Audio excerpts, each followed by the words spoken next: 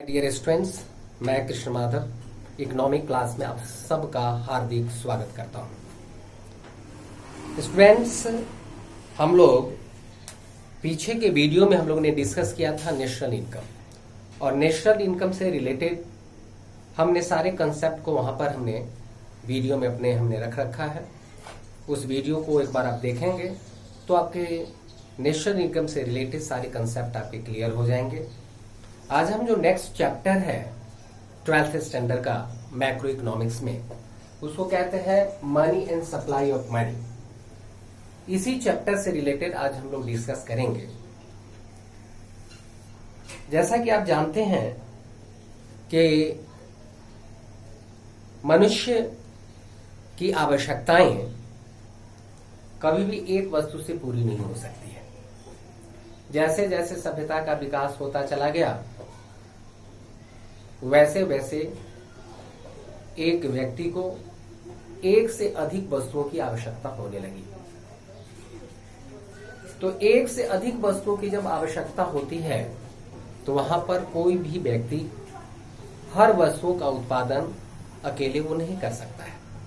इसके लिए उसने क्या किया, अन्य व्यक्तियों का भी सहारा लेता है, अन्य व्यक्तियों के सहयोग से अपनी आवश्यकताओं की पूर्ति करता है। इन्हीं चीजों को ध्यान में रखकर के लिए एक्सचेंज की आवश्यकता पड़ी, विनिमय की आवश्यकता पड़ी। और उस समय ये कोशिश किया गया कि यहां पर इस विनिमय की आवश्यकताओं को पूरा करने के लिए विनिमय जो एक माध्यम है ना, तो इसके लिए किसी चीज की आवश्यकता हो तो उस समय मनी के बारे में सोचा गया। तो उस समय जिस समय हमारा सभ्यता का विकास हुआ धीरे धीरे, उस समय तक मनी का इतना विकास नहीं हो पाया था। वहां मनी जो है वो कमोडिटीज के रूप में ही यूज किया जाने लगा, वस्तु के रूप में। अर्थात जब एक वस्तु से दूसरे वस्तु के बीच जो आदान प्रदान होने की जो प्रक्रिया हुई है ना, ये सिस्टम अर्थात कमोडिटी टू कमोडिटी के बीच में जो एक्सचेंजिंग होने लगा, इस सिस्टम के आधार पर मनुष्य जो है अपनी आवश्यकताओं की पूर्ति करने लगा। इसमें जैसे एक व्यक्ति को शर्ट की आवश्यकता है और उसके पास शूज है, जूता है, तो वह दूसरे व्यक्ति जिन्हें जूता की आवश्यकता है और उसके पास शर्ट है, तो दूसरे व्यक्ति से वो शर्ट लेकर के और अपना उसे जूता देकर के अपनी आवश्यकताओं की पूर्ति वो कर लेता था। तो यही प्रक्रिया, यही सिस्टम बहुत दिनों तक चलता रहा। इस सिस्टम का नाम था बार्टर सिस्टम। क्या नाम था इसका? बार्टर सिस्टम, जिसको हिंदी में कहते हैं वस्तु विनिमय प्रणाली। वस्तु विनिमय प्रणाली, इसका अर्थ यह होता है एक वस्तु से दूसरे वस्तु के बीच जो एक्सचेंज होता है, जो विनिमय किया जाता है, उसको हम वस्तु विनिमय कहते हैं। अर्थात दूसरे शब्दों में हम ये कह सकते हैं, इंग्लिश के टर्म में हम ये कह सकते हैं कि exchange of goods for goods. Exchange of goods for goods अर्थात वस्तु से वस्तु के बीच में जो विनिमय होता है उसको हम वस्तु विनिमय बोलते हैं। उसी को हम इंग्लिश में बार्टर सिस्टम कहते हैं, बार्टर बोलते हैं। Barter means exchange from goods to goods. Goods से गुड्स के बीच में जो एक्सचेंजिंग होता है, इसको हम बार्टर बोलते हैं। System, the pattern in which goods are exchanged with the goods. दूसरे शब्दों में हम क्या कहेंगे कि when exchange of goods for exchange in this system we are learning exchange of goods for goods. Exchange of goods for goods, this system is known as the barter system. यानी जिस पद्धति में वस्तु से वस्तु के बीच में विनिमय होता है, उसको हम क्या बोलते हैं? वस्तु विनिमय प्रणाली। तो यही वस्तु विनिमय प्रणाली लगातार वर्षों तक ये चलता रहा, और इसी प्रणाली के तहत लोग अपनी आवश्यकताओं की पूर्ति करते रहे। मान लिया किसी व्यक्ति ने अगर गेहूं का उत्पादन किया है और उसे दाल की आवश्यकता है, अगर उन्हें कपड़े की आवश्यकता है, तो दाल वह फिर किसी दूसरे वस्तु से लेगा। इसी तरह कपड़ा हुआ किसी दूसरे वस्तु से लेगा, दूसरे व्यक्ति से लेगा और दूसरे व्यक्ति से लेकर वो अपनी आवश्यकताओं की पूर्ति करता था।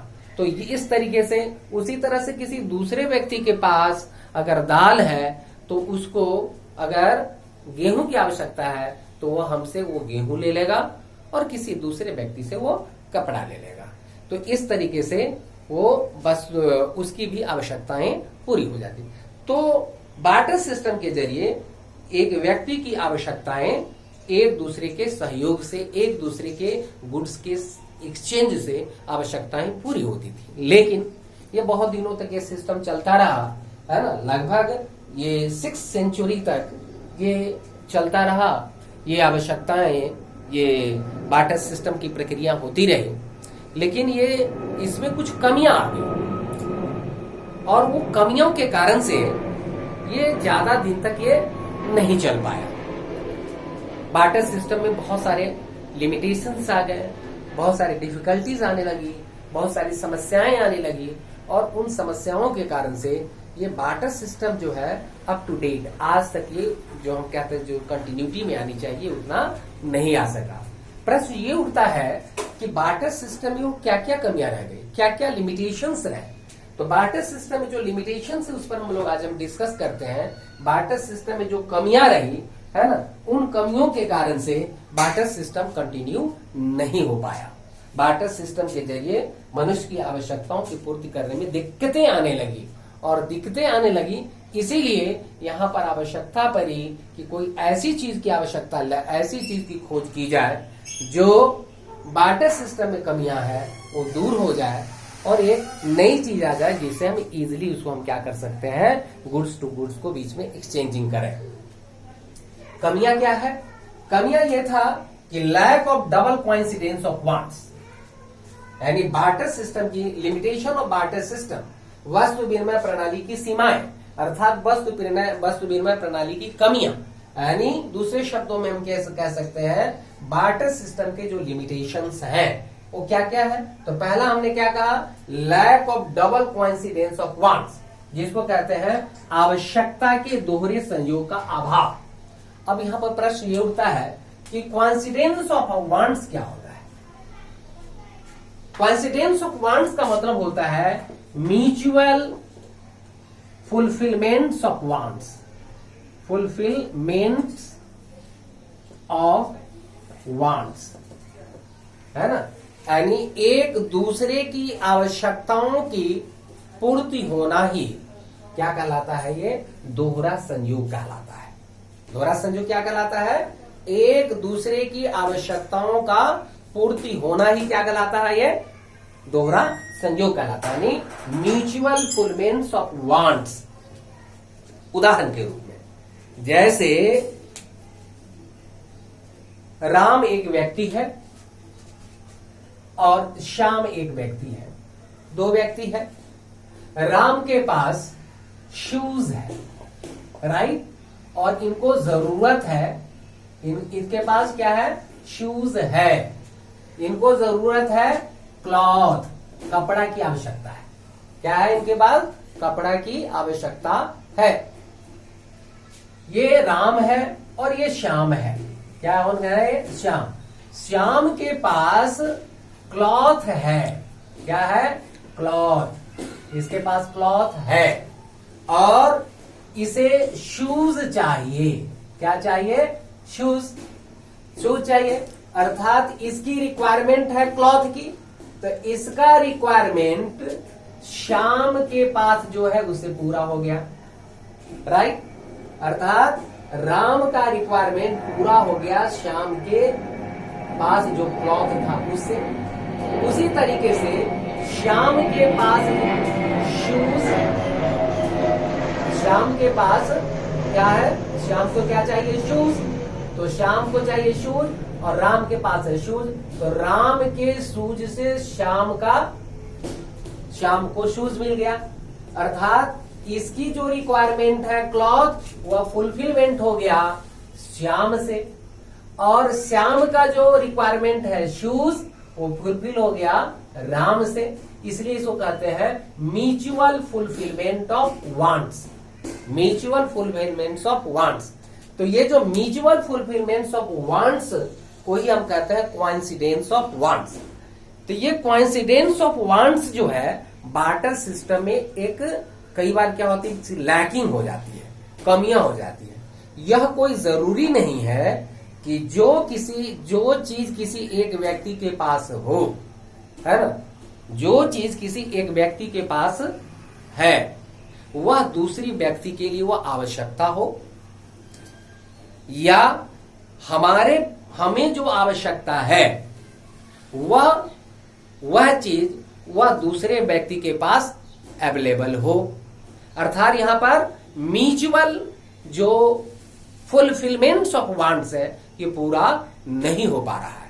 तो म्यूचुअल फुलफिलमेंट्स ऑफ वांट जो है पूरा नहीं हो रहा है। जो हमारी आवश्यकता है वो न उससे पूरी हो रही है, न उसकी आवश्यकता है न हमसे पूरी हो रही है। ऐसी स्थिति में हम क्या करेंगे, हमारे पास जो चीज है हम ये ढूंढेंगे कि किन किन लोगों के पास हमारी चीज की हमारे पास जो अवेलेबल चीज है वो ले लेंगे, और फिर यह भी खोजना पड़ेगा कि जो चीज हमें जरूरत है वह उसके पास है या नहीं है ना। अगर उसके पास है तब तो हम उसको ले लेंगे, और हमारे पास जो चीज है उसको हम उसे दे देंगे। तो ये जब हमारी म्यूचुअल फुलफिलमेंट्स हो जाएगा तब तो ठीक है, लेकिन ऐसा नहीं हो पाता है, काफी मुश्किलें होती है।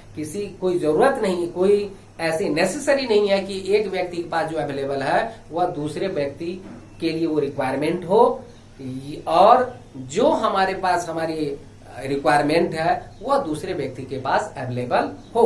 तो इन्हीं समस्याओं के कारण से ये जो बार्टर सिस्टम है इससे कंटिन्यूटी नहीं हो पाई, बार्टर सिस्टम में प्रॉब्लम आने लगा। दूसरी समस्या है lack of the common measure of value, lack of common measure of value, जिसको कहते हैं मूल्य की सामान्य इकाई का अभाव। अब जैसे आज के दौर में हम देखते हैं, जैसे हम क्रेता हैं, खरीदने वाले हैं, और आप विक्रेता हैं। जैसे हमारे पास ये पेन है और आपके पास बुक है। तो पेन है तो अगर आपको पेन चाहिए और हमें बुक चाहिए, तो आज हम क्या कर लेते हैं, इसको हम क्या कर देते हैं, हमारे पास इसको हम बेच देते हैं। किसमें? पैसे में। पैसे में हम इसको क्या करते हैं, मनी में इसको हम बेच देते हैं, और जो हमारे पास वो मनी होता है उसी मनी से हम अपनी आवश्यकता की चीजें, यानी बुक है वो मान लिया आपसे मैं खरीद लेता हूं। यानी परचेजर और सेलर के बीच में एक कॉमन यूनिट क्या हो गया, मनी। कॉमन यूनिट क्या हो गया, मनी। तो इस तरीके से पहले इस तरीके का कोई कॉमन यूनिट नहीं होता था जो दो परचेजर और सेलर्स के बीच में कॉमन वैल्यू का काम करे, मतलब एक प्राइस डिटर्मिनेशन का काम कर सके, ताकि वो कर सके कि ये वस्तु कितने की है और दूसरे वस्तु कितने की है, और यह कितने में एक दूसरे से एक्सचेंज हो जाएगा। अर्थात आज जिस प्रकार से हमारा कॉमन मेजर क्या है, कॉमन यूनिट क्या है, मनी हमारा कॉमन यूनिट है। उस कॉमन यूनिट के जरिए हम क्या करते हैं, जो भी चीजें हमें खरीदनी होती है उसको हम रुपए में हम उसको हम क्या करते हैं, खरीद लेते हैं। कितने में है उसमें हम खरीद लेते हैं, और जो चीज हमारे पास अवेलेबल होता है उसको रुपए में उसे हम बेच देते हैं। तो बेच देने के बाद जो हमारे पास रुपया आ जाता है, जो मनी आ जाता है, उसको हम क्या कर देते हैं, अपनी आवश्यकता के अनुसार वस्तु को हम खरीद लेते हैं। तो इस प्रकार से आज हमारे पास कॉमन यूनिट है। उस समय इस तरीके का कोई मेडिएटिंग कॉमन यूनिट नहीं था जिससे इजिली बायर और सेलर के बीच में गुड्स को एक्सचेंज करने में आसानी हो सके। दूसरी प्रॉब्लम ये था। तीसरा प्रॉब्लम ये था कि लैक ऑफ डिविजिबिलिटी, यानी विभाज्यता का अभाव। अब दो वस्तुओं का मेजर करना है, हमें एक्सचेंज करना है। एक तरफ बकरी है यानी गॉट है, और दूसरी तरफ घोड़ा है, इसको एक्सचेंज करना है। तो दोनों को अगर हम बैलेंस करते हैं तो दोनों को बैलेंस करने पर घोड़ा का वजन ज्यादा हो गया और बकरी का वजन कम है। तो ऐसा तो हम नहीं कर सकते हैं ना कि बकरी के इक्विवेलेंट करने के लिए घोड़े को काट दें। अगर घोड़े को काट देंगे तो उसका अस्तित्व खत्म हो जाएगा। अस्तित्व क्या हो जाएगा? खत्म हो जाएगा। तो ऐसी स्थिति में ये जो डिविजिबिलिटी का भी अभाव रहा कि अगर कम और ज्यादा हो जाता है तो इसको बैलेंस करने में भी क्या हो गई? दिक्कत की सामना करनी पड़ी, है ना? क्या करनी पड़ी? दिक्कत की सामना करनी पड़ी। इसलिए लैक ऑफ डिविजिबिलिटी के अभाव में भी जो बार्टर सिस्टम है वो कंटिन्यू नहीं हो पाया, चल नहीं पाया। और ये इसकी तीसरी कमियां है। चौथी कमियां है lack of store of value और wealth for future use. Wealth for future use. चौथी सबसे बड़ी कमी यह है कि जो गुड्स हम एक व्यक्ति से दूसरे व्यक्ति को देते हैं, अगर उस व्यक्ति से हम रिटर्न लेना चाहते हैं तो हम उस गुड्स को उस क्वालिटी में हम नहीं ले सकते हैं। दूसरे शब्द में ये भी है, मैं बहुत सिंपल पहले हम इसमें बताया कि कोई भी गुड्स जब हम एक्सचेंज करते हैं, एक जगह से दूसरी जगह लेते हैं, या उसको हम उस गुड्स को हम सेविंग करके हम रखना चाहते हैं, तो लंबे समय तक इसको हम क्या कर सकते हैं? स्टोर नहीं कर सकते हैं, सेव नहीं कर सकते हैं। अगर लंबे समय तक उसमें हम सेव करेंगे उस वेल्थ को फॉर फ्यूचर यूज के लिए, तो वह क्या हो जाएगा? डिस्ट्रॉय हो जाएगा, खराब हो जाएगा, बर्बाद हो जाएगा। जिस प्रकार से अगर हम किसी अनाज को, व्हीट को फॉर लॉन्ग टर्म तक अगर हम स्टोर कर लेते हैं फ्यूचर यूज के लिए, तो लंबे समय तक यूज करने के कारण से ऐसा भी हो सकता है कि कुछ दिनों के बाद उसमें क्या हो जाए? कीड़े लग जाए, है ना? उसमें इंसेक्ट्स लग जाए, तो उस कारण से प्रॉब्लम क्रिएट हो जाएगा और वह जो व्हीट है वो खाने लायक नहीं रह जाएगा, वो चीज अच्छी नहीं रह जाएगी, बर्बाद हो जाएगा। उसी तरीके से कोई भी सामान अगर हम चाहते हैं कि लंबे समय तक इसको रख लें, तो वह खराब होने की संभावना हो सकती है, हो जाती है। इसीलिए इसको हम जो वेल्थ फॉर फ्यूचर यूज के लिए जो हम गुड्स रखते हैं या जो वस्तुएं रखते हैं वो खराब होने की संभावना बन जाती है। इसीलिए भी ये बार्टर सिस्टम की ये कंटिन्यू नहीं हो पाया और इसलिए ये इसकी कमियां मानी जाती है। और जो फिफ्थ कमियां है lack of standard of defer payment, भविष्य में की जाने वाली भुगतान की समस्या है। जैसे आजकल हम क्या करते हैं, आजकल आपने देखा होगा कि जब हम किसी व्यक्ति से एग्रीमेंट कर लेते हैं कि और किसी व्यक्ति को हम अपने यहाँ रख लेते हैं सैलरी पर काम करने को, उसके सामने एग्रीमेंट कर लेते हैं कि 5,000 रुपीज पर मंथ आपको हम देंगे, है ना? तो वो लंबे समय तक उसको हम देते रहते हैं उसी हिसाब से और वो एक्सेप्ट कर लेता है। लेकिन पहले जमाने में इस तरीके का फ्यूचर रिपेमेंट होने में बहुत पॉसिबल दिक्कतें आती थी। उसके दिक्कतें होने के कारण से कि अगर दो व्यक्ति है तो दो व्यक्ति, हमने एक सामान किसी व्यक्ति को दिया, है ना? जैसे हमने अनाज या हमने व्हीट दूसरे व्यक्ति अर्थात श्याम को हमने दिया और श्याम ने 2 साल के बाद हमें वो गेहूं लौटाया, तो सेम उसी क्वालिटी का और उतनी ही क्वांटिटी सेम टाइम में वो नहीं लौटा पाएगा, उसमें कुछ न कुछ प्रॉब्लम्स आएंगी ही आएंगी। उसी तरीके से अगर कोई एक गाय हमने किसी को दे दिया, है ना, और वह गाय हमें 4 साल के बाद 5 साल के बाद रिटर्न करेगा, तो उस तरह की उसमें एफिशिएंसी, उस तरह की उसकी फेस वैल्यू उसमें नहीं रह पाएगी जिस प्रकार से वो पहले था। तो इस प्रकार से वह एक्सचेंज करने में फिर वो व्यक्ति कहेगा कि नहीं, मैंने जैसा गाय दिया था वैसा ही दो। तो ये फिर यहाँ पर क्या होगा, एक उलझन होने की संभावना हो जाएगी, तकरार होने की संभावना हो जाएगी, लोग आपस में लड़ने लग जाएंगे, है ना? तो ये लड़ने की प्रक्रियाएं होने लगती थी कई बार, है ना? एग्जैक्ट जो क्वालिटी हमने दिया दूसरे को वही क्वालिटी अगर पेमेंट करने के पक्ष में रहा तो ऐसा पॉसिबल नहीं हो पाता था, संभव नहीं हो पाता था, जिसके कारण से बायर और सेलर के बीच में, है ना, पेयर और रिपेयर के बीच में कन्फ्लिक्शन बना रहता था, है ना? इतना ही नहीं, उस समय कभी ये हमेशा एक रिस्क भी बना रहता था हमेशा कि कहीं हमारा ज्यादा, जब हम दो के बीच में एक्सचेंज करते थे, है ना, डेफर पेमेंट, हमने ज्यादा दिया तो वो कहा कि मैंने कम दिया, है ना, वो कहा मैंने ज्यादा दिया, ये कहा मैंने ज्यादा दिया। इस तरह के आपस में कन्फ्लिक्शन होने की पॉसिबिलिटीज बन जाती थी। तो कहने का अर्थ यह हुआ कि इस प्रकार से हमने देखा कि बार्टर सिस्टम